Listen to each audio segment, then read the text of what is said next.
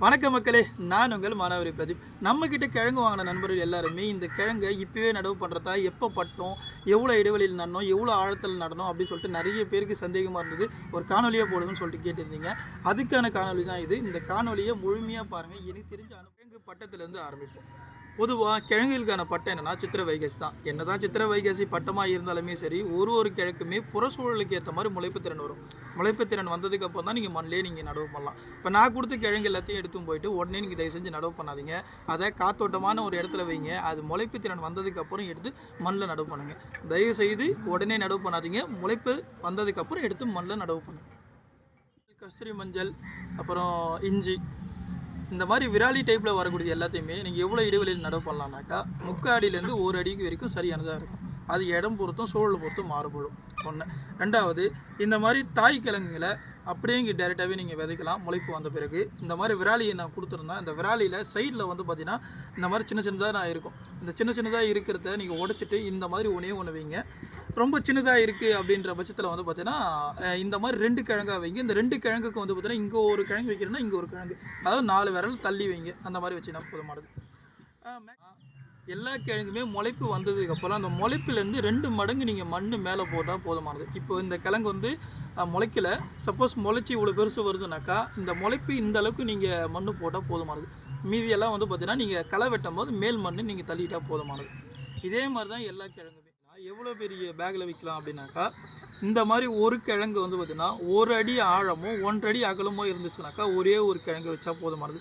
இல்லை நான் பெரிய பையாக வச்சுட்ருக்கேன், 2க்கு 4 அந்த மாதிரி வச்சுட்டு இருந்தீங்கன்னாக்கா 3/4 அடிக்கு 1 ஒரு கிழங்கு வச்சா போதுமானது. வெத்தலைவள்ளி கிழங்கு வந்து எவ்வளோ வெயிட்டில் வந்து நடவு பண்ணணும்னா குறைஞ்சதும் 250லேருந்து 350 கிராம் இருக்கும். அதாவது தாய் கிழங்கு எந்த அளவுக்கு நீங்கள் பெருசாக நடுறீங்களோ அந்த அளவுக்கு கிழங்கோடைய சைஸும் வந்து வரும். இதுதான் வந்து கிழங்கோட தேரி. இது இந்த கிழங்கு மட்டும் இல்லை, கருணக்கிழங்கு அப்புறம் கொடி உருளைக்கும் இதே மாதிரி தான். இப்போ நான் கொடுத்தது வந்து பார்த்திங்கன்னா 250லேருந்து 300 கிராம் வரைக்கும் இருக்கும். நீங்கள் அப்படியே நடவு பண்ணுங்கள். நிலத்தில் நடவு பண்ணுறவங்க இடைவெளி வந்து பார்த்திங்கன்னா 2 அடியிலேருந்து 3 அடி வரைக்கும் நீங்கள் இடைவெளி பண்ணால் போதும். நான் சொல்கிறது வெத்தலைவள்ளி கிழங்கு. வெத்தலைவள்ளி கிழங்கு மாடி தோட்டத்தில் இருக்கிறவங்க நடவு பண்ணுறீங்கனாக்கா குறைஞ்சதும் 2 அடியாச்சும் நீங்கள் ஆழம் இருக்கிற மாதிரியும், அகலம் வந்து பார்த்திங்கன்னா 1 அடி இருக்கிற மாதிரி ஒரு பையில் போட்டிங்கன்னா சரியாக இருக்கும். முக்கியமாக வந்து பார்த்திங்கன்னா ஏஷியன் பெயிண்ட் டப்பா இருந்துச்சா ரொம்ப சிறப்பானதாக இருக்கும். தன்மை எப்படின்னா பூமிக்கு அடியிலையும் காய்க்கும், பூமிக்கு மேலே கொடியிலையும் காய்க்கும். அதுதான் இதனுடைய தன்மை. இந்த கொடி உருளை எவ்வளோ இடைவெளியில் நீங்கள் நடவு பண்ணலான்னாக்கா 3 அடியிலேருந்து 4 அடி வரைக்கும் வந்து பார்த்திங்கன்னா நீங்கள் இடைவெளி விடணும். ஏன்னா இது பந்தல் முறையில் போடுங்க. பந்தல் முறை இல்லாத நண்பர்கள் வந்து பார்த்திங்கன்னா பெரிய பெரிய மரம் இருந்துச்சுனாக்கா நல்லா சூரிய ஒளி பாடுற மாதிரி ஒரு இடத்துல நடவு பண்ணிட்டீங்கன்னா அது மரத்தை ஃபுல்லாக ஆக்குபை பண்ணிக்கும். இதுவும் வந்து பார்த்திங்கன்னா 250லேருந்து இதை எவ்வளோ பெரிய பேக்கில் வைக்கலான்னாக்கா 2 அடி ஆழமும் 1 அடி அகலமும் இருக்கக்கூடிய ஒரு பக்கெட் இருந்தால் போதும். அந்த பக்கெட்டில் ஒரே ஒரு கிழங்கு வைங்க. அந்த கிழங்கு நீங்கள் 2 கிழங்காக வைக்கிறீங்கனாக்கா ஒரு கிழங்குக்கும் இன்னொரு கிழங்குக்கும் நடுவில் கிட்டத்தட்ட ஒரு 3 அடியிலேருந்து 4 அடி நீங்கள் இடைவெளி வைங்க. கருணக்கிழங்கு நிலத்தில் வைக்கிற நண்பர்களாக இருந்தீங்கன்னாக்கா நான் இந்த மாதிரி முழுமையாக கொடுத்துருந்தேனாக்கா நல்லா பார்த்தீங்க, இங்கே முளைப்பு இருக்குது. இந்த முளைப்பை விட்டுட்டு இந்த இடத்துல நீங்கள் வெட்டுங்க.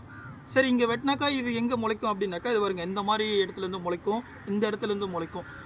இந்த மாதிரி வெட்டிட்டினாவே தயவு செஞ்சு என்ன பண்ணுன்னா சாணியில் முக்கி எடுத்து வச்சிட்டிங்கன்னா ஆட்டோமேட்டிக்காக முளைக்கும். முளைச்சதுக்கப்புறம் நீங்கள் எடுத்து நடவு பண்ணுங்கள். சரி, நிலத்தில் இருக்கிறவங்க எவ்வளோ இடைவெளியில் நடவு பண்ணலாம்? 2லேருந்து 3 அடிக்குள்ளே நீங்கள் இதுக்கு வந்து இடைவெளி தேவை. சரி, மாடித்தோட்ட நண்பர்கள் வந்து பார்த்திங்கன்னா மாடித்தோட்ட நண்பர்கள் எல்லாருக்குமே நான் வந்து கட் பண்ணி தான் நான் உங்களுக்கு அனுப்பிச்சிருக்கேன். அதை எப்படி நடவு பண்ணால் 2 அடி ஆழமோ இல்லை 1 அடி ஆழம் 1 அடி அகலம் இருக்கக்கூடிய இதில் ஒரே ஒரு கிழங்கு மட்டும் வச்சா போதுமானது. இது வந்து பார்த்துட்டு வாங்க, எல்லா நண்பர்களுக்குமே கிழங்குகள் எப்படி நடவு பண்ணணும்னு சொல்லிட்டு ஒரு முழுமையான விளக்கத்தை கொடுத்தேன்னு நான் நம்புகிறேன். எனக்கு தெரிஞ்ச ஒரு அனுபவத்தை மட்டும் நான் பகிர்ந்திருக்கேன். உங்களுக்கு தெரிஞ்ச அனுபவத்தையும் கமெண்ட்ஸ் மூலிமா நீங்கள் தாராளமாக எனக்கு தரலாம்.